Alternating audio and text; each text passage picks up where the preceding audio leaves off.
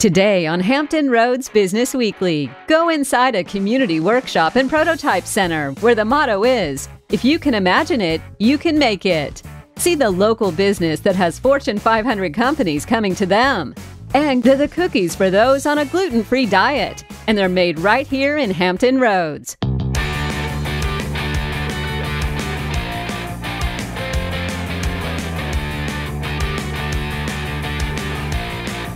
Welcome to Hampton Roads Business Weekly, an in-depth look at our local business community. I'm Zach Miller. And I'm Cheryl Tan. All this month, we're looking at innovation, from workplace trends to new products and services.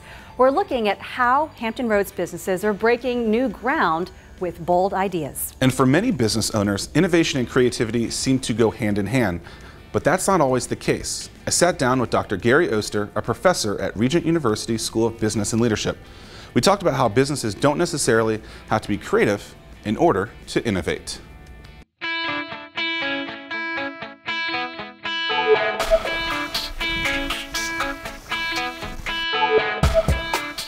All right, Gary, I know what a lot of people are thinking is, I'm not creative, but I want to innovate. What are some ideas on ways that people who aren't the creative kind to make it happen? I think we've overplayed creativity a little bit too much when it comes to innovation. And so I think a better way to look at it, Zach, is, how can I solve problems? How can I take care of these little irritations that keep popping up in my company? How can I make life easier for my customers? So really pushing more towards the problem solving is better. And so how could someone figure out what those problems are? Maybe things are going great from a business perspective internally, but externally, how can they communicate with their customers and find out really what those problems are? I recommend watching customers. Customers are very happy to have you spend time with them and just watch them use your products or services, and you'll be able to see just by their mannerisms a lot of the frustrations that they face. Everything from opening a box for something to actually using the equipment. There can be all kinds of difficulties, and the way they wrinkle up their face or how they respond to that's important to you. Yes, actually put them through using their product or service and then kind of analyzing that to get the results that they want.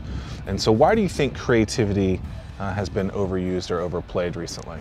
Well, it's easy to help people be more creative, but the tie between creativity and innovation has been looked as being so important. And I think you don't have to be truly creative in order to innovate consistently. It's not that big of a deal. And maybe because we see some of these big companies that get a lot of press, we look at that and people think of Apple, for instance, and how creative they are. And then we see movies and TV shows that are based on things like that. These young companies and up-and-coming companies and larger companies try to replicate those kind of experiences because it's what they saw on TV or read in a magazine. It's possible that they're trying too much to be creative instead of actually solving those real problems. Exactly right. In fact, if you go into Google and see exactly what they're doing, it's not a whole lot of people playing foosball. Right. There's an awful lot of people working very hard, very long hours, and they're solving problems. So the reverse of that, those employees that are trying to be very creative, how can they work with some of their teams to solve those problems? Well, all teams find that if they are actually allowed and encouraged and helped to succeed at solving problems, they get excited about it because it really shows some meaning to the work that they're doing. So that alone is great motivation. Great. If you can imagine it, you can make it. Go inside a community workshop and prototype center, plus the app you need to be using to stay organized and productive.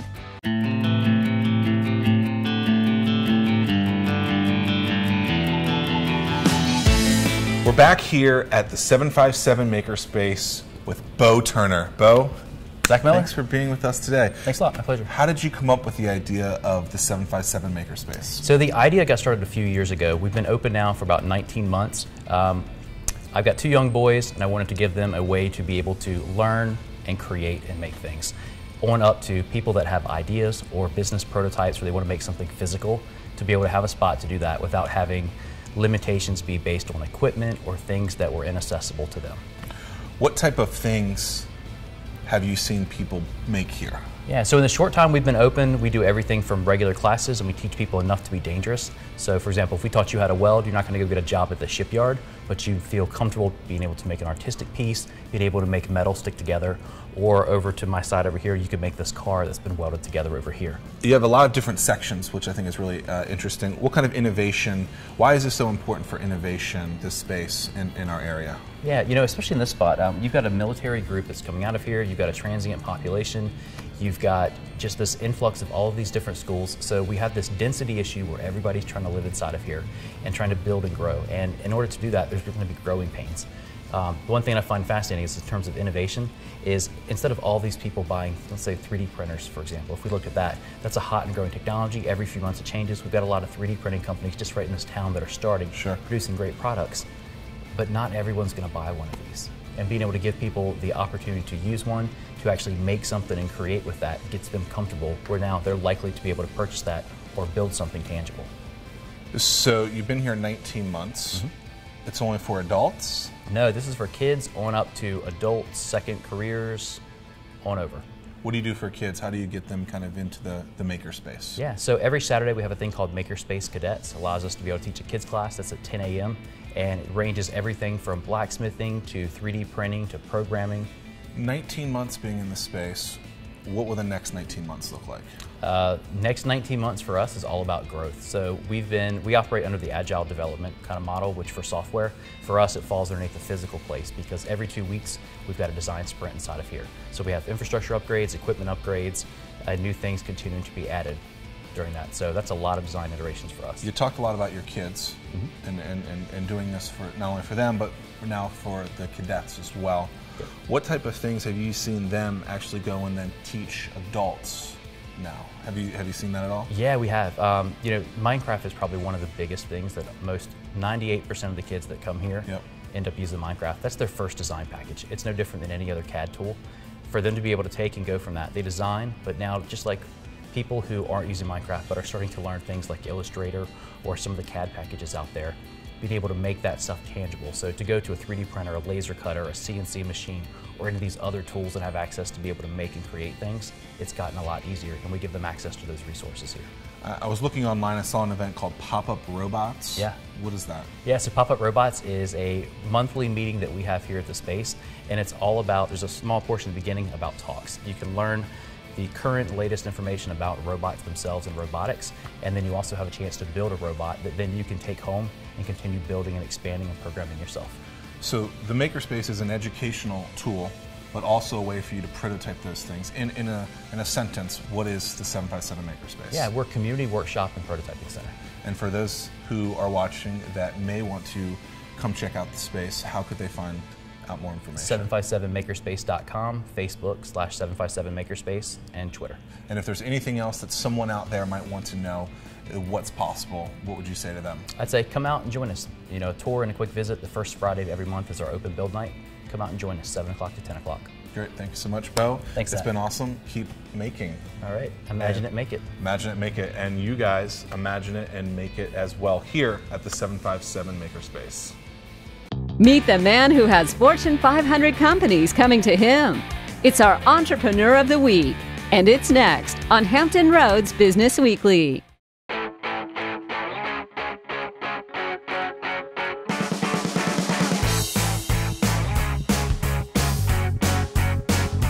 Welcome back to Hampton Roads Business Weekly. It's time for our Entrepreneur of the Week, where we shine a spotlight on local business owners to learn about the problems and pitfalls they have faced and the advice they have for other business owners. We're going to stay with the innovation theme. This week, we focus on a local entrepreneur who has not only made a huge impact here in Hampton Roads, but on the national level as well. You start a business because you love doing a thing, and then you find out as that business becomes successful, it's about running a business. It's about managing people and managing processes and the like, and that's a whole different animal.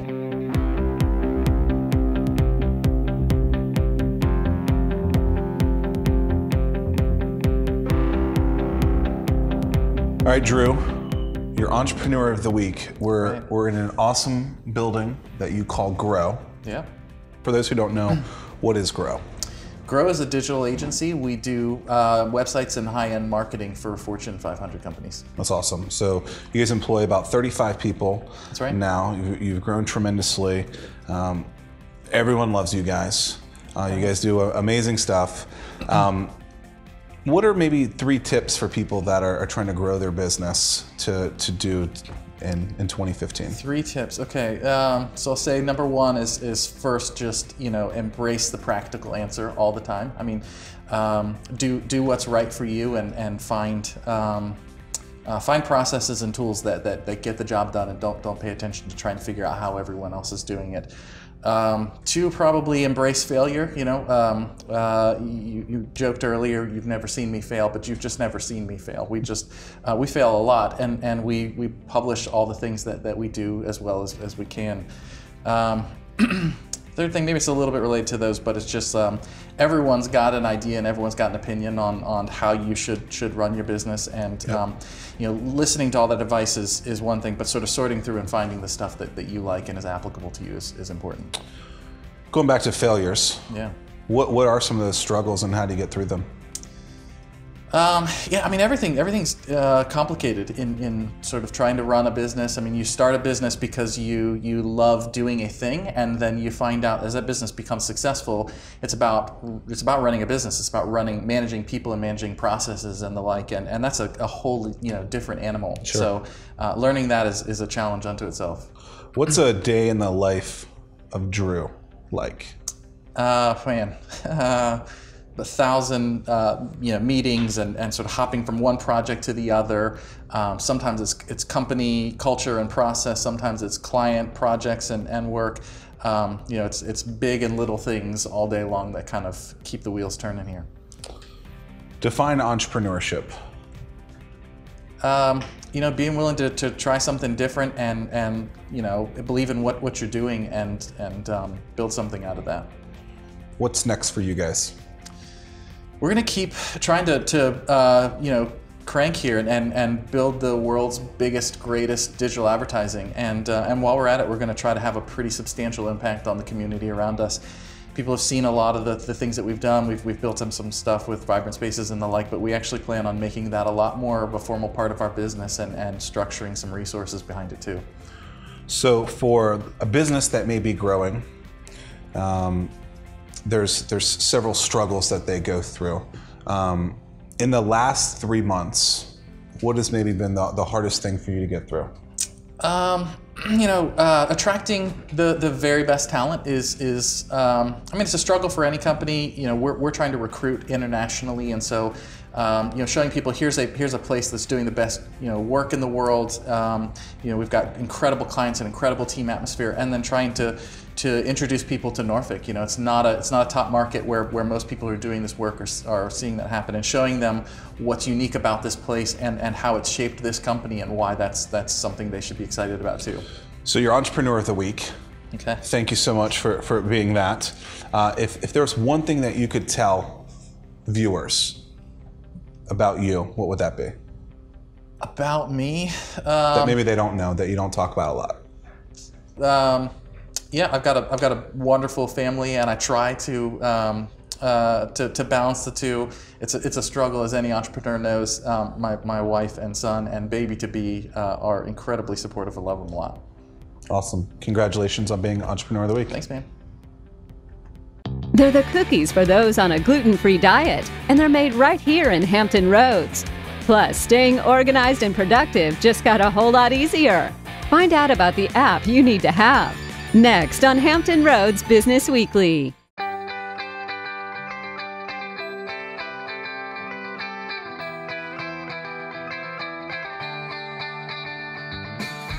Welcome back to Hampton Roads Business Weekly. I'm Cheryl Tan with the one thing entrepreneurs do that lead to their success.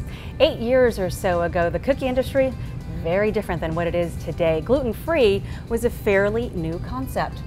And that's the world that Dr. Lucy Gibney stepped into in 2007. She is the founder and CEO of Dr. Lucy's Cookies. So take us back 8 years. Well, I started the business with my husband to meet a family need. Our son has severe food allergies, and at that time there was very little on the market to meet our needs. Now there's lots. Another concern at that time was food safety. Were the items that didn't contain the ingredients made in safe environments? That's also changed, and I think we've been part of that. We set out 8 years ago to make a very safe, food allergy friendly product that tastes great, and I think we've done it. We'll have to ask some of our fans. Definitely. Well, you do have many fans who vouch for your product. How have you grown over the last 8 years? Well, for the most part, we've grown really fast, and that's because the industry segment for gluten-free and food allergy friendly really started about the time that we started. A very good timing on our part. People may have missed it when I said it, but you're a doctor, and you started as a doctor, a practicing doctor, and then you switched to being an entrepreneur. Yes, so I'm an emergency physician, was doing that as this business idea started, and because of the big growth and really the surprising complexity and big demands of starting a business, I transitioned fully to this. What are some of the challenges that you face in the food industry, and then in a food industry that is blooming, and then you're also growing at the same time? So I mean, how do you handle those challenges? Well, I would say it's sort of blessing and curse that our market segment has grown so quickly. It really forces you to grow quickly with it, and sometimes your need to supply that demand exceeds cash. So at times over the history of the business, we've dealt with that, where if we'd grown slower, we might have been able to self-fund, we might not have had as many challenges with cash. Thankfully, we've been able to solve those over time, and specifically about 4 years ago, we began to partner with a private equity firm, LaSalle Capital, and they've been a great partner for us, both in terms of making finances available, but also other business expertise. So partnerships, in your opinion, have worked to help grow your business and make it sustainable? Absolutely. I remember starting in the business and hearing salespeople talk about partnerships, and I remember puzzling about that, but in reality, all of our suppliers whose salespeople come to us are our partners. Sometimes when we're sourcing new equipment, these folks will come and work in our factory for a week, helping us figure out what's the right piece of equipment for us. They'll come help us install it and be efficient with that.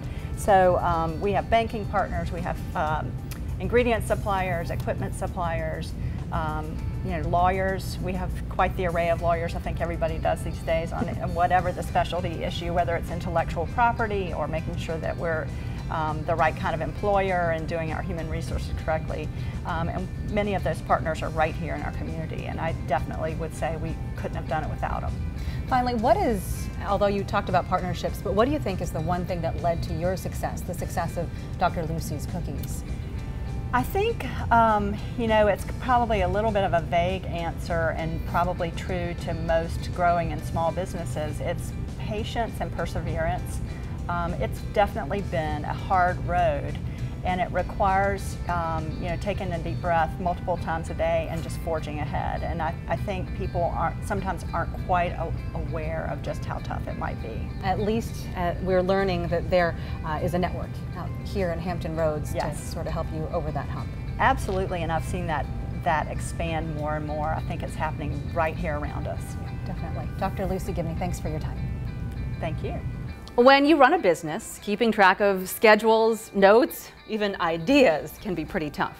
But our social media expert, Naoma Dorguzzi, has an app for your phone and computer that can help.